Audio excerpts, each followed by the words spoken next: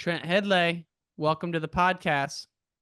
Thanks. I'm excited. I even got my shirt on today, and Let's go. I've been dying to get back on. It's funny. I live about 7.5 hours away in Raleigh from where I'm from in Lewistown. So anytime I drive home, I'd rather drive home by myself because I can just throw on the podcast, and I usually get 3 or 4 episodes in each trip. So I'm glad to be on. I appreciate it, man. It means a lot to have someone of your caliber listening to the show. And as I said it, I always forget. Hidlay, Hidlay. Don't let me butcher it. What is it? Hidley. Hidlay. Yeah. Hidlay. Sorry about that. Us Chicagoans want to put a long A on everything. So Yeah. No, I've gotten pretty accustomed to people saying it a number of different ways, but yeah, Hidley's the correct way. Hidlay. Perfect. Well, man, it's so good to talk to you. And it's December 15th. And I feel like you've already wrestled a season. Man, you've been busy.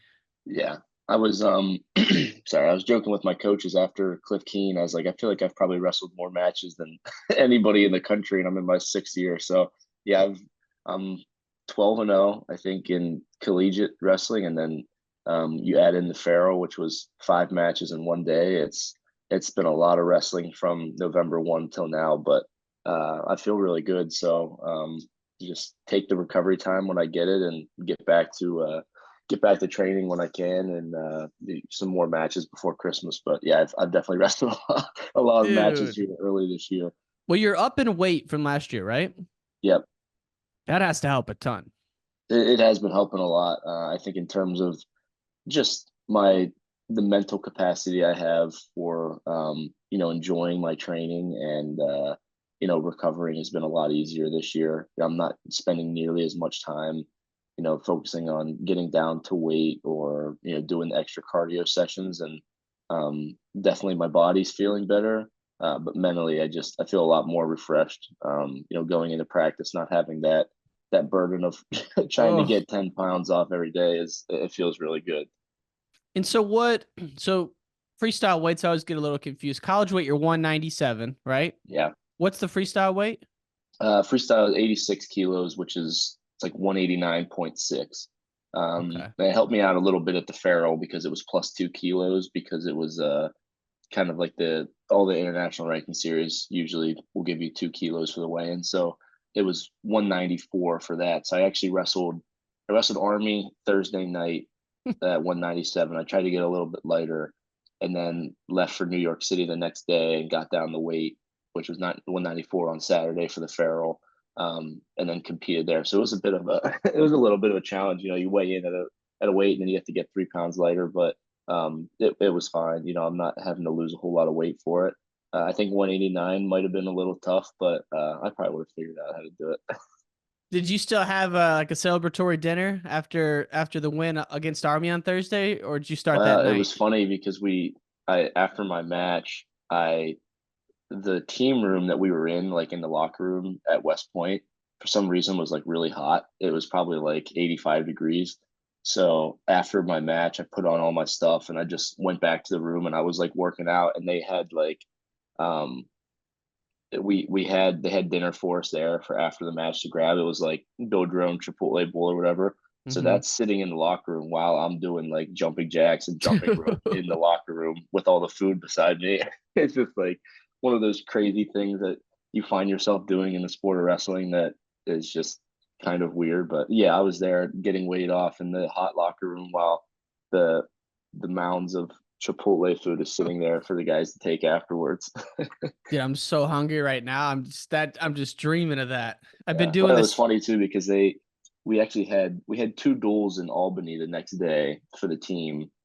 It was the arm bar in the Armory in Albany. I think we wrestled Binghamton and Sacred Heart, which I couldn't make because I was in New York City. Hmm. And after the fact, I got back. I was like, you know what? I think I could have swung that too. I could have got there, wrestled, and then the Pharaoh.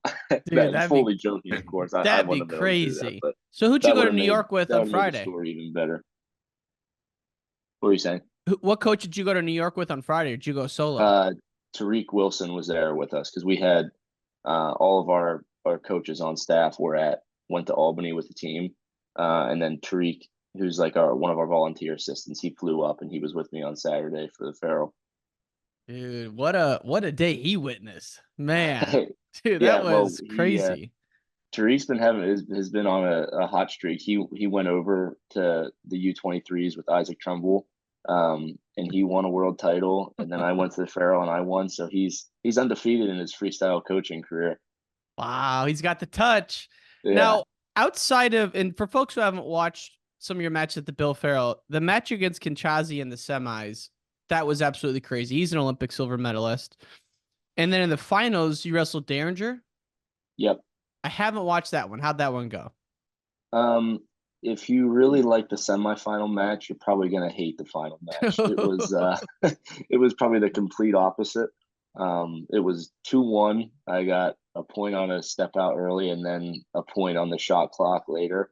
So it was pretty much the exact opposite of what the semifinal match was. But I think the reason for that being is that we both wrestle pretty similarly, Hmm. and we both punch underhook to the same side. So it was kind of just a 6 minute hand fight, and I was just as tired after that as I was the semifinal match. But it was a special tournament. You know, it's almost like one of those where when you're in it, you don't really realize what's happening, and then when you're done with the tournament, you look back, you're like, damn, I had a really good day. You know, I beat some really really good guys. So that was I was really proud of myself for that. It was awesome, man. And to see that, you were wrestling like Michael Beard 2 weeks out or even a week out, and then you go to Cliff Keen, which craziest Cliff Keen I can remember. And you go out there, you take care of business. No real scares or surprises there. But what were your thoughts kind of as this crazy Cliff Keen's unfolding and you're kind of taking part of that as well? Yeah, it was definitely this is my that was my third Cliff Keen tournament.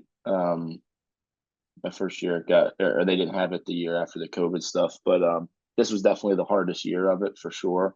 You look at some of the teams and the some of the brackets there, just like it was like a mini NCAA tournament. I mean, that's about as close as you can possibly get to what you're going to see in NCAA's. And I think that was awesome for some of our guys because some of our guys wrestled really well, and some of our guys lost some matches that we think they probably could have won. So it gives you a certain amount of confidence. Like, yeah, you guys are right where you need to be if you want to be All American and make the podium at NCAA. So it was pretty cool.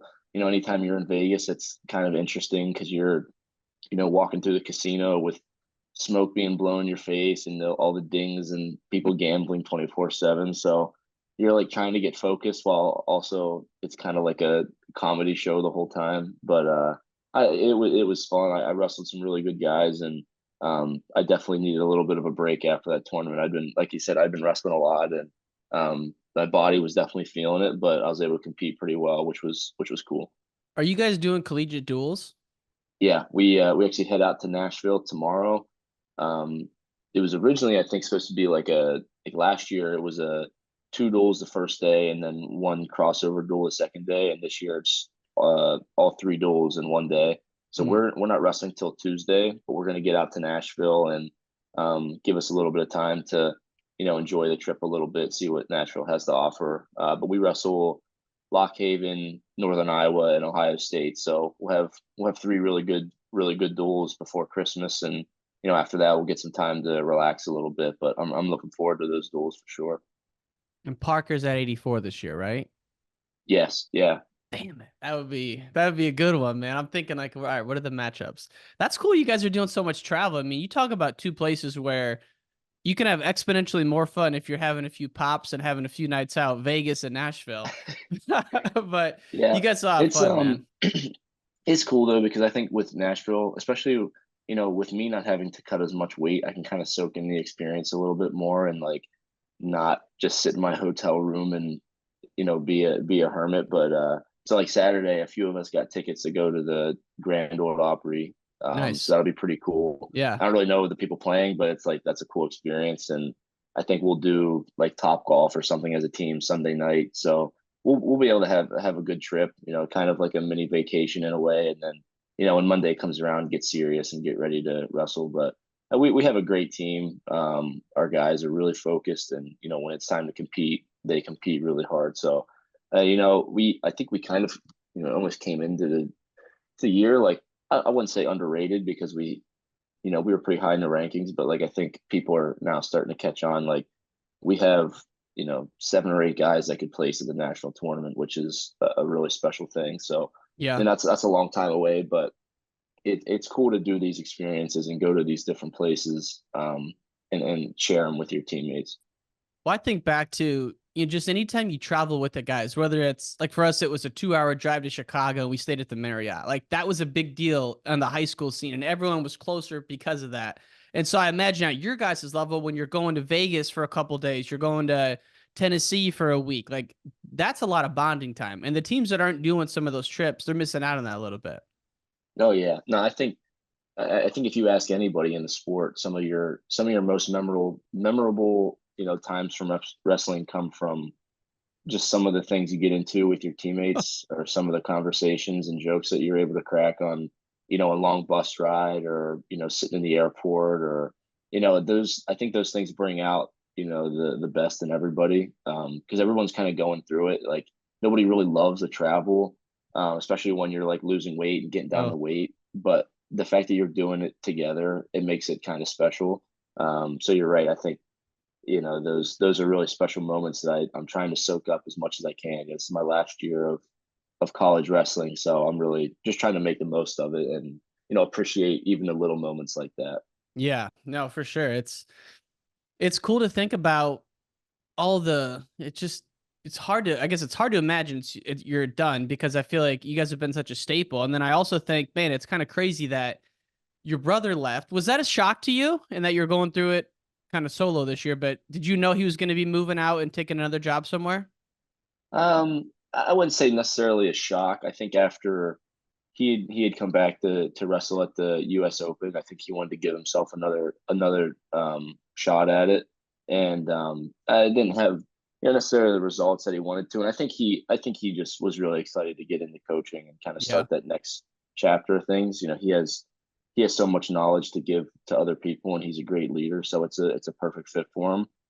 And I think he was, I know he wants to be a head coach someday. That's his end goal. So getting a new experience and just learning how to teach other people and build new relationships, I think was something that he wanted to do. So it was whenever after that tournament, he had called me and said he was looking at a few places and he was wanted to see what I thought of it, and I was like, dude, go do what you need to do.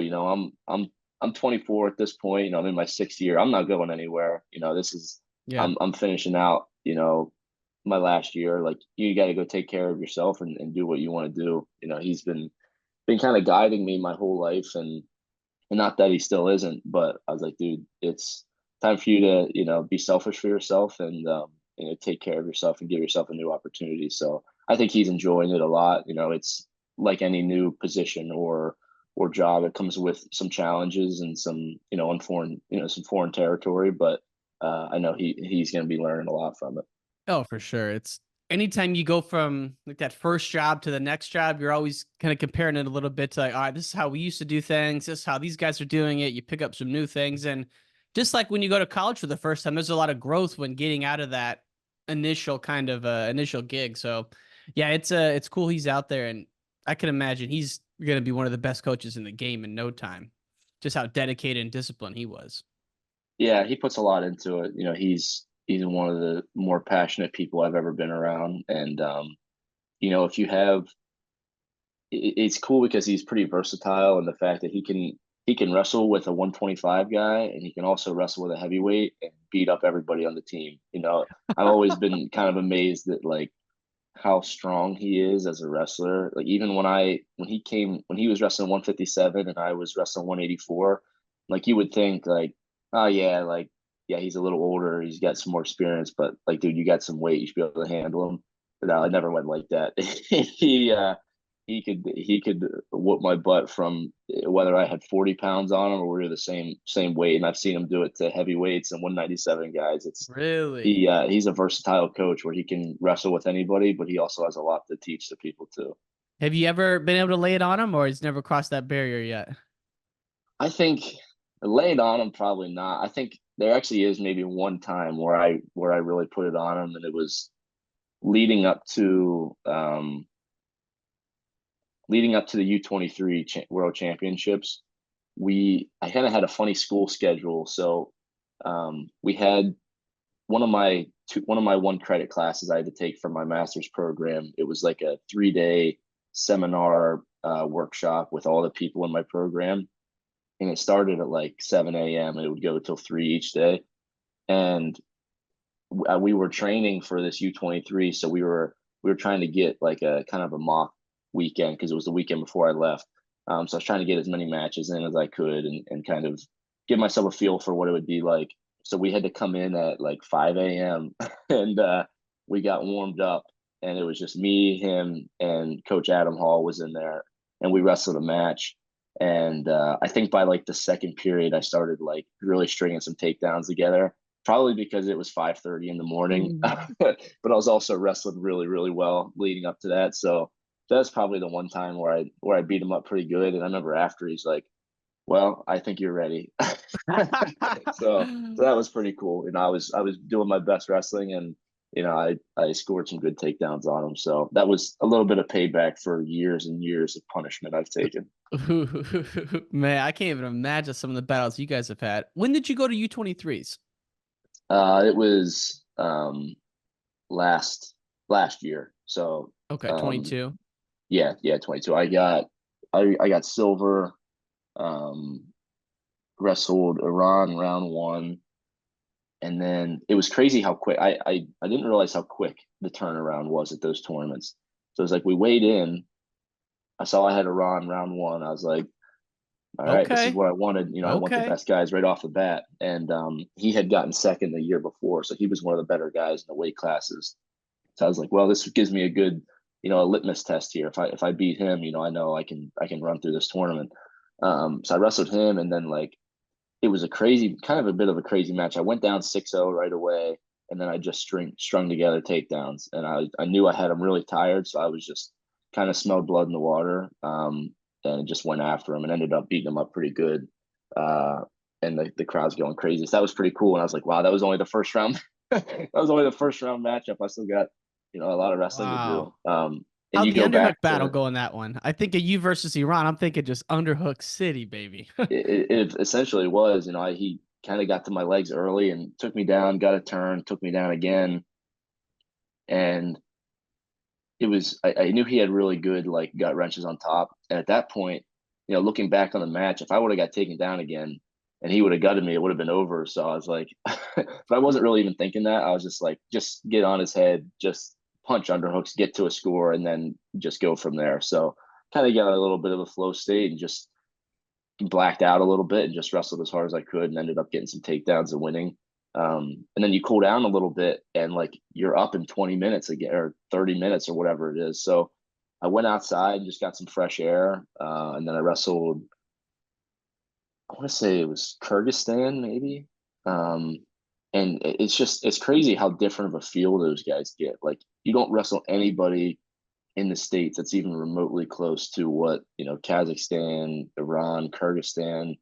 It's such a kind of a loose, limp feel that they give, so it's kind of hard to get to your attacks. So you just have to be really tactical and disciplined and position. So I was able to beat him, and then again, it was like 30 minutes later up on the board against Kazakhstan in the quarterfinals. And I get through that match, and then we get a little bit of a break. Come back in the evening, wrestle the semifinals against want to say Moldova, who also, you know, they in a similar way they kind of throw the kitchen sink at you, so you have to be really disciplined. How do you mean? But I won that match, and then you get down the weight, and then the finals are the next day. So it's kind of a hectic tournament, and like the gym we were in, it poured the entire time. So like they had like a practice mat that was connected to the arena, but it was under like a tent, like an outside tent, and the mats were just soaked. And it was like, you know, we're at the World Championships here, and I'm walking up the ramp to get my mat, and my shoes are just like waterlogged because it's so wet outside. It was crazy. What? Where was this at? What's that? What country was it at? It was in Spain. It was Pontevedra, Spain. That's pretty cool. Yeah, Better than it was a pretty neat space. I mean, it was a cool. It was a cool place, and my mom and dad were there, and obviously Hayden was there to as like my coach. So we were able to do some like sightseeing and stuff. But yeah, it rained like the entire time. Who'd you have in the finals then? Japan. Japan. Okay. It was a pretty slow match. He was kind of like short and stocky, and I got a push out pretty early, and then I gave up a takedown, and I was kind of running after him the entire second period and just couldn't get to a score. Got a caution one late. I lost on criteria, but that was that was a tough loss because I was wrestling so well, and I just expected myself to go out there and dominate. Mm-hmm. And then you get done with your match, and it's just like, how did I lose that? And it's just that there was so much build up to it because I'd been training so well. I'd been wrestling really well, and I'm beating some pretty good guys. And then for it to kind of end like that was just a little anticlimactic. But no, it was a lesson that I had to learn, and I think I've gotten better from that. Being able to take some more risk early to put myself in scoring position. So, it's just anytime you wrestle international competition, you learn a lot about yourself in wrestling. So it was a good learning experience, but it definitely stung. Isn't it weird how different two people who both wrestle could feel like if they are from Europe or like that Asian continent? Like it's so interesting how different our styles are. It is. It's honestly it's like a totally different sport. It's like especially when you go from wrestling folk style, like it is not the same at all. Totally Right. different. Um, and it is interesting. And like I said, you learn so much because you don't ever wrestle anybody that's like that. Unless you have a foreign guy in your room that you can kind of get that feel. It's very new. It's almost like it's kind of like scary in one sense, but it's also like pretty exciting in the other because you really don't know what to expect. So you kind of just like screw it. I'm just gonna let it fly and do what I do. And Mm-hmm. I think you also get confidence from how good our country is. Like you watch the senior world championships and you see our guys just mowing people down, and then you see cadets and you see our guys doing that. It's like, if our guys are doing really good and I'm on the team, I should expect myself to win. And Yeah. I think I got kind of confidence from that, especially when you see the other guys in your team like doing well. It's like, yeah, we're meant to be here. We're good enough to beat everybody. Right. Well, it's interesting because you say they have that kind of soft feel, that real light touch, and then you watch someone like Musakayev where he can explode in like a fraction of a second, and it's like that's a crazy thing to kind of defend against, right? Because it's very loose, and boom, Whereas like kind of our style is just constantly on you. Yeah. And that's where I think the discipline comes into effect. Like you have to be, especially in freestyle where, you could be up four late and still lose. You have to be very, very disciplined in your position, your hand and feet positioning. Like you can't get out of position for a second and be safe. So it Mm-hmm. definitely adds that extra bit of tactics into it. But that's also why I love freestyle is because you can never be relaxed, right? Maybe when you're in folk style, you get two takedowns. I don't have to do anything else. I can take a stall call or two or three and still be fine. Whereas in freestyle, you're never safe. And that's what makes it fun. I think that's what makes it exciting. But yeah, especially against those guys, you know, against a guy like Musa Kayev who's so quick and so technically sound, if you give him an inch, he's gonna make you pay. And it was kind of how I felt wrestling Ken Chadze at the Farrell. Like I thought I had him dead to rights, dead in the water, tired, and I was just gonna go after him. Well, you learn pretty quickly that those guys can still score. They can still score when they're tired, and that was yeah, that was a crazy match. But it was one of the first times I'd kind of felt that quick, explosive, you know, that freestyle technique, tactics. It was a fun match. Yeah, and it's exciting because that weight is a lot of fun too. I mean, I can't wait for the Olympic trials. Those brackets are going to be absolutely insane, and I think senior nationals coming up this weekend, actually, right? Yep. Wow, yeah. It's that's and then the duels next week. So a lot of good stuff coming ahead. When you look at kind of how you've progressed and matured over the years, I've read a couple quotes you said, but recently you really talk about how mentally you're more freed up to wrestle than you ever have been. What's gone into that process? Yeah, I think it's been a big thing for me. And I the crazy thing is I don't know if I've really done a whole lot of things that have changed. I think just in this sport, it's it takes time to figure things out a little bit. Like it takes a lot of reps and a lot of matches until you kind of figure out what works best for you. And like when I got to college, I started working with our sports psychologist a good bit just to try to figure out what the best way is to get me to compete. And early on, I thought I was someone that needed to get really fired up. Like I've always been a super aggressive, pretty intense person.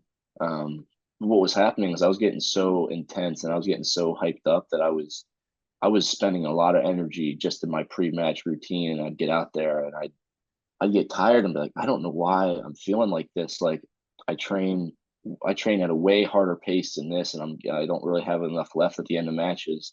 So I think I kind of learned that like I need to relax a little bit, and I need to tone it back down until I go out in the mat because I always know I'm going to bring it right when the whistle blows. I'm gonna go, and it's just I think being able to relax myself a little bit has saved some of that mental energy, and it starts to take a toll on your body too when you're that intense for a long time. So and just some deep breathing techniques a little bit before I go out, and then just being free is a huge thing. And I think that's where this year I've jumped a little bit of a level, and not not worrying so much about making mistakes and being perfect. Because I've tried to get to a point where I'm wrestling free like I do in the practice room. Hmm. And when I can do that, one, I don't get nearly as tired, and two, I'm able to string things together a lot better, and I'm able to score in different ways. And I don't lock myself into a box of just trying to hit one thing over and over and over again. So it's definitely a big impact on performance if you can put yourself in a mentality where you don't feel stressed, you don't worry about the result. And obviously, there's still some nerves and anxiety there when you step on the mat in front of people, and it's a 1v1 thing. But um, I'm pretty secure in myself now that I know I work extremely hard. I know I put a lot into this, so I don't want to handicap myself when I go out into the mat by limiting what I do. I want to go off the whistle right away. And if I make a few mistakes, that's fine. I have a lot of time to fix them. So that I think that's where I've improved the most this year. And some of the matches I've done a really good job at, and some I haven't done as good of a job as I'd like. So it's a process that you continue to try to improve. And I think when I have my best performances is when I lock that in the best. Yeah. And it's like when you talk about the continual process of getting better and improving, like at your level, what you're working on is such probably a small detail. I'm curious, like how do you track progress? Like each week do you kind of set up, all right, these are the things I'm working on, or is it just something you innately know that you're working on? Like how do you track it throughout the year? Well, I think the good thing about competition is it gives you some pretty raw data to work with. Whether you're winning by tech fall or you win a 3-2 match, there's a lot of things that you can pick up from it. There's some things technically that I think I set in motion at the beginning of the year that I knew I needed to improve on. And then when you get into some competitions, you kind of give yourself a chance to try those things out and to see how you're progressing. And then Hmm. if you still need more work on it, you know what to work on in practice. Um, I think it's a good thing about having, coaches that you trust and you can kind of have honest conversations with because they can give you feedback and you can give them feedback on what you were feeling in the match or what worked or what didn't. That's as far as a technical standpoint. I think from the mental standpoint, you just try to be consistent as you can. So I kind of have, the same kind of routine that I like to do. Because then I know if something, and I can kind of track like if I did something a little bit different or something popped up and I didn't wrestle as well, well then I know to try to avoid that as much as I can the next time. Or if I had a performance where I felt really really good, my energy was good, I was free. All right, well what did I exactly do leading up to that I can try to replicate each time. So I think just trying to get as much data from performances as I can, as well as practice. If there was a day where I felt really sluggish in practice, I can start to dissect that a little bit. Like, was it something different that I ate, or is it like, something I did during the day that I didn't feel so good, so I can try to avoid that in the future. Just little things like Yeah. that, because at this level, every little thing matters. Every every little advantage that you can get, every minute or hour that you feel good, you want to take advantage of it, because it's the small gains that make up the biggest difference when you're competing against the best in the world. And are you someone who has like a routine where you're going to eat the same stuff for lunch if you know you got a good practice coming up and you're really tracking that? Yeah, I'm not like super specific about like nutrition stuff. Like I usually kind of eat like the same thing every day just because it's easy. Yeah. But I What can is it? definitely What's your tell, like, if go-to?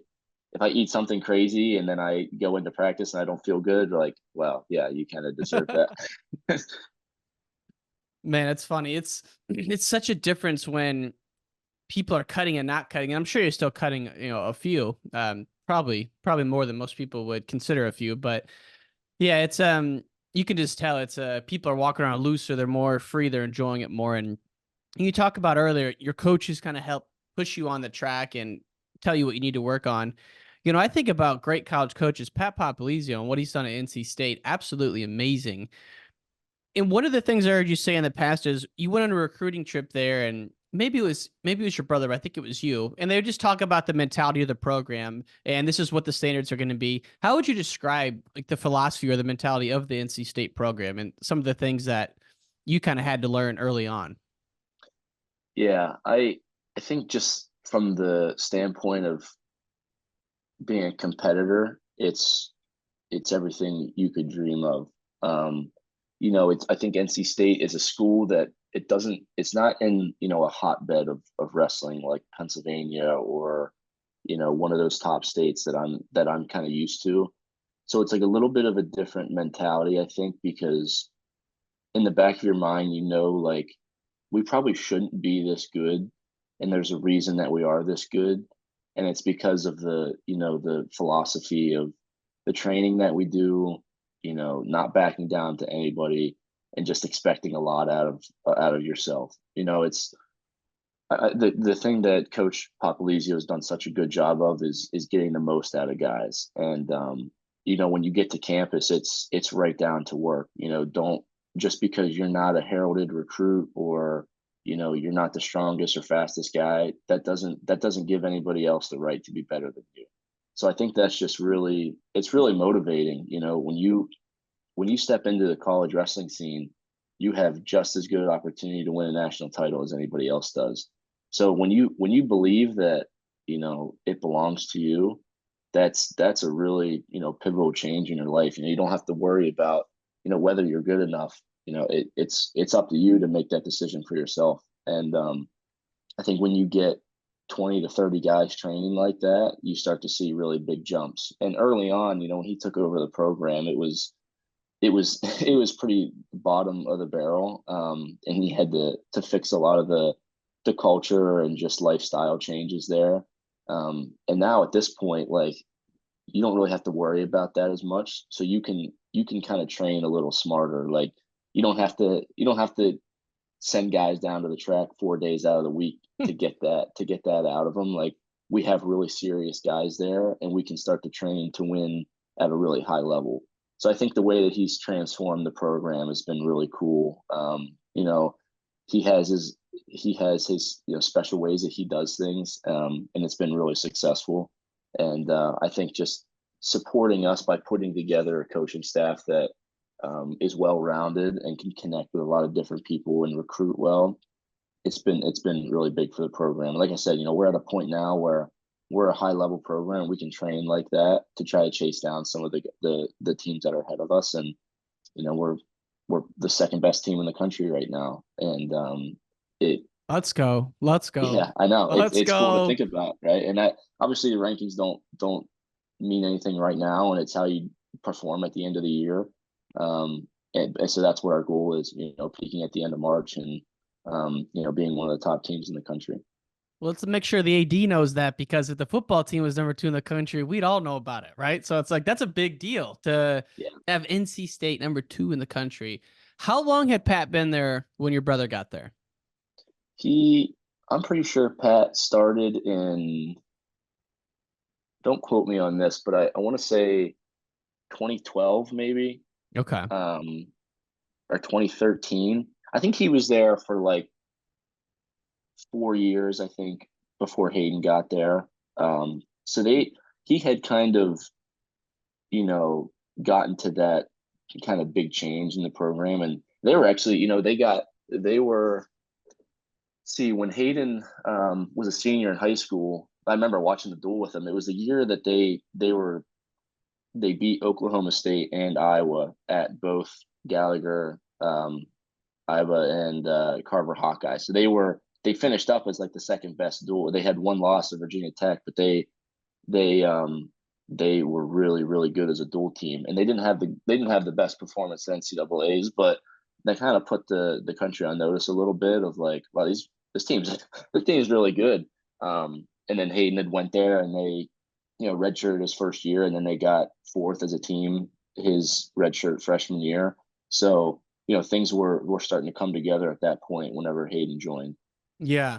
That's knowing how much you guys have a rivalry with Virginia Tech, the fact that they beat Iowa and Oklahoma State, but they lost to Virginia Tech, that's just like, it's kind of reminds me of what I listened to the Pat McAfee show, and they were talking about the Army Navy game, and it's like you could be 10-0, but if your one loss is to Navy, if you're Army, it's a losing season. So it's like Yeah. that's interesting to hear that their only loss was Virginia Tech that Well, year. I think it added a little bit of fire between the Virginia Tech and Iowa rivalry with um, because Dresser was at Virginia Tech, and they had beat NC State, so they should have wrestled Iowa, but Oh Iowa didn't. wow, I guess they didn't. They didn't. That matchup, for whatever reason, didn't pan through. So NC State was the next man up. And I I don't think see. anybody was Okay. really expecting NC State to beat them because they had lost Virginia Tech, but yeah, I think that kind of goes into that rabbit hole of the controversy between those two teams. And Yeah, I don't know if you've ever watched the Stalemates video that he did. Uh, fantastic. oh, it's so good. So good. So freak. It's like that was one of the projects where I'm just like, dude, Stalemates is on another level, man. It is so good. I love it. Yeah, yeah. So that kind of, I think that continued to spark that controversy a little bit, and then obviously, a dresser had left Virginia Tech there shortly after to go to Iowa State. But the rivalry between NC State and Virginia Tech is just as Oh, strong as it ever has been. Something that I look forward to every year, and I know it's going to be it's going to be fireworks every time. well, look at you guys, you got Virginia Tech. Pitt is 3-0 against my Big Ten teams this year, and it hurts me a little bit. Like they're coming around, beating my Illinois guys. They beat Ohio State. I think they beat Maryland. It's like, dude, Pitt's right there too. Oh yeah. Now the ACC dual schedule is it's not that long. It's not like the grind that Big Ten is, but it's so competitive because if you have one, it could come down to one individual match. If you slip up, it changes the dynamic of the entire, like dual record race stuff. So it is really fun. I know some people have kind of caught notice to it, especially the ACC tournament where it may come down to the 5 seed beating the 4 seed in the first round. Like that's how small the margins are for error at that tournament.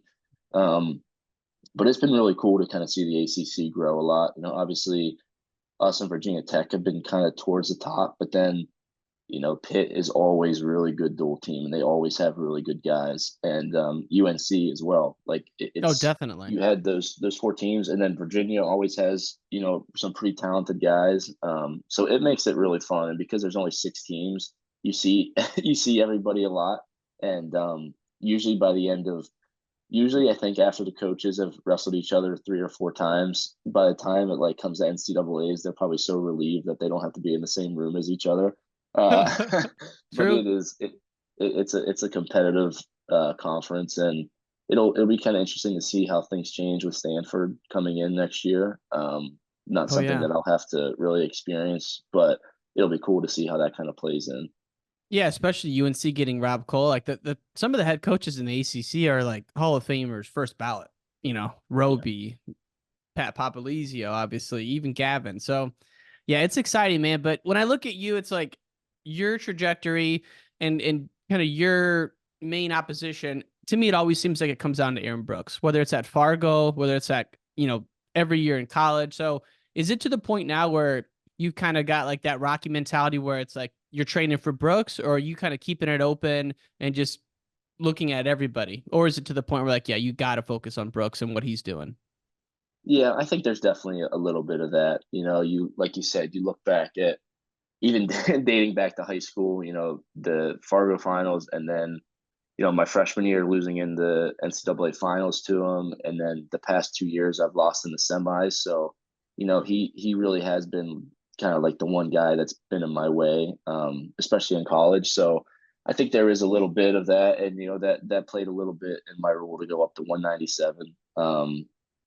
One, it's a lot healthier option for me, but two, knowing that he was going up to 197, it provided the opportunity for me to continue to chase that down. And not only will that, not only does that help me get better, because I have to continue to get better if I want to achieve my goals, and he's there.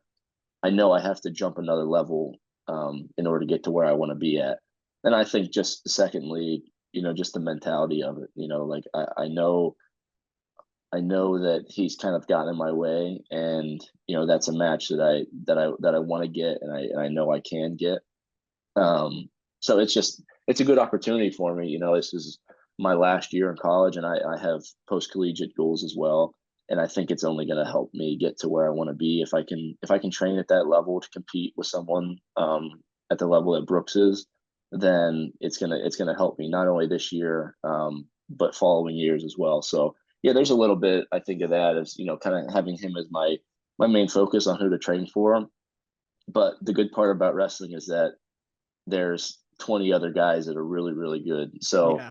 it's not like I'm overlooking anybody. I know you can you can have there's plenty of guys in the country that are capable of beating just about anybody.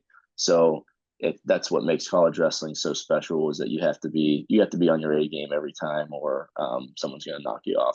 Well, and especially with, you and when you have someone like that, right? Champions have always talked about when their rival goes away, they don't feel like the same excitement or the same motivation because they know that guy's not out there. So for you, you got someone who you beat him, you're automatically top three in the world almost, right? Because that's how deep the US is, right? So then both of you guys take that momentum into the Olympic trials, and it's like, these great champions we have on the senior level, the grind of the college season, you guys are coming in so refined and so in shape to that Olympic trials. It's going to be like, just those tournaments are going to be so fun. And, Brooks will be there. David Taylor will be there. You'll be there. It's like all of that just kind of rolls into one.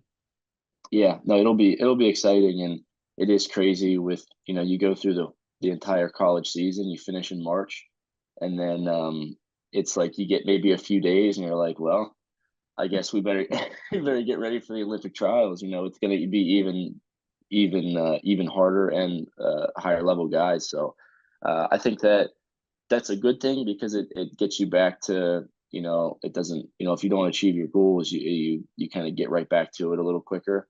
But you also need a little bit of time to recover after such a grueling season. So that'll be kind of something that just worry about when we get there. But Yeah. for right now, there's the NCAA's is my main focus. It was actually huge. I was able to qualify at the Farrell, because if not, then I would have to go to senior nationals, which is this weekend, which would just be a lot at this time with um, the Duels. collegiate duels and traveling with home for Christmas and everything. So, and it was only one person that qualified at the Farrell, so you pretty much you had to win it.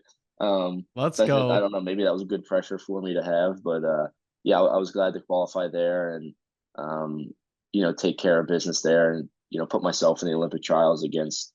It's going to be a really tough bracket, but I feel like I've proved to myself that I'm very competitive at that weight, and if I put my best wrestling out there, there's no reason I can't beat those guys. So I have a lot of time between now and then to continue getting better, and that's the beauty of going up a weight, is I don't have to really worry about losing the weight as much, as like I can focus on getting better, and that's Hmm. what I knew I needed to do. Um, I know I could always be good at cutting weight. I know that I can get down to a certain weight but I knew that if I wanted to beat guys like Brooks or, even at the next level of those guys at the US and the world level, I had to get better at wrestling. So that's what the process is for me right now, is really looking at the areas that I need to improve and tackling those while I can. Yeah. When it's like, so you're basically done with freestyle until the trials, right? Since you qualified? Yeah. Yeah. Nice. Have you ever trained with Miles Amin? No, I haven't. We wrestled. It's funny. We actually wrestled at the RTC Cup that one year. Yeah. It was like after COVID, and I had this insane like build up of that where I was out, where I was like contact traced with the COVID stuff, and I wasn't gonna be able to go. And then all of a sudden, I was if I got a clean test. So it was like hectic the way that I got there, and I like wasn't able to train for like a week and a half. And then I showed up, and I won all 5 matches, and I wrestled Miles in one of the duels we had with Michigan. Okay. That But I've was never trained fun. with him. What's that? That RTC Cup was fun. I forgot about I know. that I until you I said really that. had a great time there, and maybe because I won 5 matches, but I thought everybody really enjoyed it, and kind of a bummer it really hasn't come back yet. Just with how crazy everything is Yeah. with. At that point, there just really wasn't that many like competing opportunities, so it was a great thing to do. I would love for it to happen again. We had a blast. But the reason I asked is you were talking about, training and getting ready. And I'm like, wow, Brooks, he's wrestling the Magic Man. And so I'm like, Amin, same weight, that'd be a good opportunity. So I'm like, I was just curious there. But yeah, it's going to be a lot of fun, man. And I'm so glad you were able to take time to come on the podcast mid-season. And it's just awesome. So we wish you nothing but the best, man. I'm just, again, so honored you came on and so honored you listened to the show. It's just Oh awesome. yeah. Well, I'll be kind of anxious to next time I drive home and put this on. I'll have to make sure I have to make sure I'm kind of entertaining as some of the other guys. I really it's cool because some of the episodes that I've gotten to watch are from people that you obviously know, like legends of the sport, but you don't know personally. So to kind of get like some of the stories that they have is just like it's so cool, especially some of the older time. Like my favorite episodes, are like the old school Iowa guys. Like, oh man, I eat that up. It's so good, and I hope people enjoy, listen to the episode a little bit and learn about me. But yeah, I'm excited to listen to it. I do have to ask you. Last time I was on here with Hayden, it was 2021. You said in your 5-year plan you wanted to get to Raleigh. I don't know where you're at in that. You got 3 years left on the clock. That is it's funny you say that, man. I gotta get moving on it then, bro. I gotta get moving on it. Cause at the time I was talking about moving out there, right? Yeah, Yeah. well, you said that your 5-year plan is to move to Raleigh someday. Bro, you know what happens is I get recency bias so bad, and I had just gone out there to do an interview with Tony Davis for a documentary I did. And it was like wintertime in Chicago, and I was like, dude, Raleigh in the winter. Like that's one of your guys' biggest recruiting things, man. Like that the weather out there is so nice. And I was like, Well, God, I I'd mean, love to get it's December 15th right now, and I can go out and take a nice walk in, a sweatshirt and sweatpants, and probably break a sweat doing it. Like it really does. It's like it's easy to say like, yeah, the weather's really nice, but man, it really does really help. oh, It helps so much just being in a good mood, and like, I grew up in Pennsylvania where you wake up at 6:30 and it's pitch dark out and it's snowing out. You go to school, you don't see a sun the entire day. Everyone's like miserable. You miserable. practice after school, you drive home and you're freezing cold, and you end up not seeing the sun for like 2 straight months. So it's like, man, this is like heaven here, having the sun on me. Well, dude, what you described is exactly how I remember Illinois winters. And I always remember the first week of February was regionals, and that was always about the first time where you would see a little bit of light coming through the practice windows at about 5:30. So it's like, all right, February, we're starting to see some light. But yeah, I mean, it's funny, man. You mentioned something earlier that made me think back to the high school days when you're talking about those bus rides, bro. Like coming back from some of those trips, I've never seen people eat more McDonald's in their life. We would always go to uh, McDonald's, 40 McNuggets, like 2 extra fries, bro. Crazy. what's really crazy is Hayden and I talked about this all the time. It's like looking at how high school kids are now today. it's like almost insane at how much more advanced they are than even like what I was doing when I was in high school. Like the thought of waking up in the morning and like doing a workout the day of a dual meet was like crazy to me back then. And now Hmm. it's like, why wouldn't you just like work out and then eat a little bit? Like, no, never, don't eat anything, don't drink anything until you weigh in. Like, it's so stupid. It's so stupid. I But it's remember that like, one. Just starve. I'm like, I'm just gonna starve it off. Like I don't want to yeah, run. It's yeah. so No, stupid. why would I work out? I just won't eat.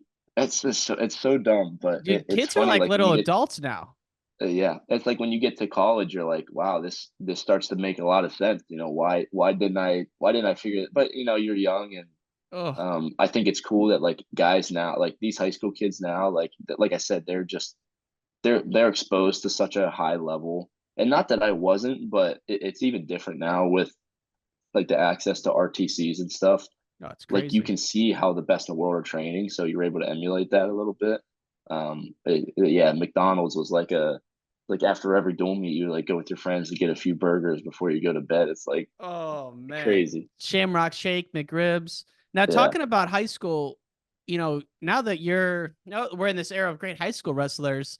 The all the college guys are kind of, after we saw what happened to Matt Ramos, we gotta watch over our shoulders. So who's the top high school wrestler in the country at your weight? Do you know? I think probably the Mirasola brothers from Wisconsin, maybe. Oh, the Askren kids. Yeah, because they well, one of them was at the Farrell, and he actually wrestled. He beat some really good He guys. pinned freaking Wick, right? Yeah, yeah, he beat Evan Wick. He wrestled. He's a He high wrestled schooler. Deeringer tough. He wrestled Hall pretty tough. So like these, they're Dude, the these guys for kids. real. You know, it's not like you're wrestling someone that's 18 and they don't know like what they're doing. Like no, they're pretty mature and they're really skilled. Yeah. I mean, it's like, could you even imagine wrestling a college guy back in the high school era? It's like hard to even I fathom. would have gotten teched in 20 seconds. Like I was not. I was pretty tough. I was a tough kid, but like my wrestling was not that. It was not really. I won a lot of matches just because I trained really hard and I worked really hard. But like as far as my level of wrestling, I learned pretty quick when I got to college that there was um there was a pretty clear gap that I had to close. So like looking back, if I would have entered a college open when I was in high school, I might have won a match or two. But like I wouldn't have been as successful as the guys are now for sure. Going blows with the number one guy in the country. It's like, Yeah, it's it's wild. insane. Yeah, it is. Well, man, good luck to you this upcoming week. And we're big fans, man. I wish you nothing but the best this season. It's been a lot of fun. Thank you, Ryan. I appreciate it. Take care, brother.